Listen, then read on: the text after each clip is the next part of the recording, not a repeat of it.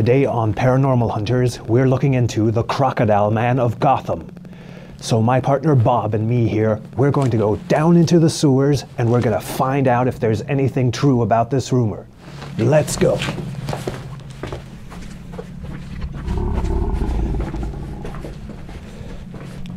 Oh Bob, what's the holdup? Bob? What the? Bob?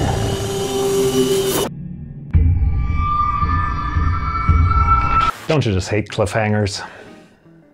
If you do, then you've probably steered clear of these character histories. Like, for example, Arkham Asylum, Killer Croc. On the one hand, you get a lot of stories for very little money. On the other hand, they do tend to rip you out of one story, leave you on a cliffhanger, and just throw you into the next story with absolutely no resolution whatsoever. And that is very annoying. So, what is Killer Croc? Is he a master criminal, or is he a mindless beast?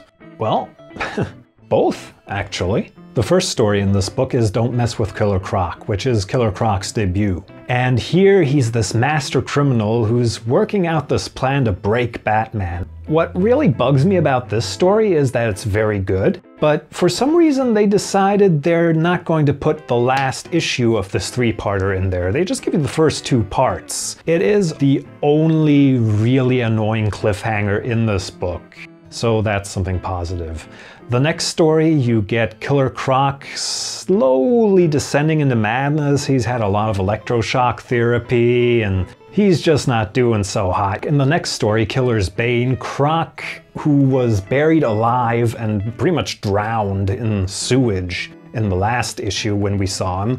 He comes to and he eats rats and he's racked with fever, and I think it just breaks what's left of his mind and he becomes little more than a beast. And this is the Croc we see for quite a while here. It takes us through a couple of stories leading up to Nightfall and going through Nightfall. Also, what I really like is that they acknowledge Croc's attempt to break Batman. Bane even goes and says, he did the same thing I'm doing and he nearly succeeded, so this is why I have to break him too. Kelley Jones and Doug Moench have always been my favorite duo for Batman. I love how their Batman is obsessed and kind of creepy, but there's even some panels where it just looks like a crotchety old man. I mean, look at that. That's just such a cute Batman, isn't it? Then we get into the weaker stories. There's the next one, which is Killer Croc, who's been mutated after the Hush series, and he doesn't have control over his mutation anymore. He's turning into a dinosaur,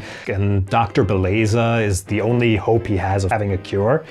Only Dr. Beleza, for some reason, has an aversion to clothes. You're a scientist. You've got a man-beast that is both a cannibal and probably kind of horny, hanging out at your house. Put some clothes on, woman! And the next Croc we get is the New 52 Croc, who hunts down a SWAT team that killed a friend of his. Killer Croc is a relatively young character when compared to the likes of the Joker and Two-Face. And this book does show a very clear evolution of the character from Crime King to Sewer King.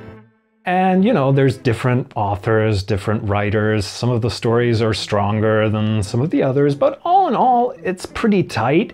And most importantly, even though there are one or two cliffhangers, you can actually pick this book up and it feels kind of like a continuous story right up to the New 52 version. The artwork is also, of course, a mixed bag. You've got some really nice artwork, and then you've got some really crappy artwork. So, for example, the Prodigal story, really don't like the style of that. Except for the unnecessary exclusion of All My Enemies Against Me. This is a pretty good book. So there you have it, that's my review of Arkham Asylum, Killer Croc. Please like and subscribe, leave me a comment down below, let me know what you thought of this book. Check out one of these other videos, and I'll see you next time on my comic book obsession.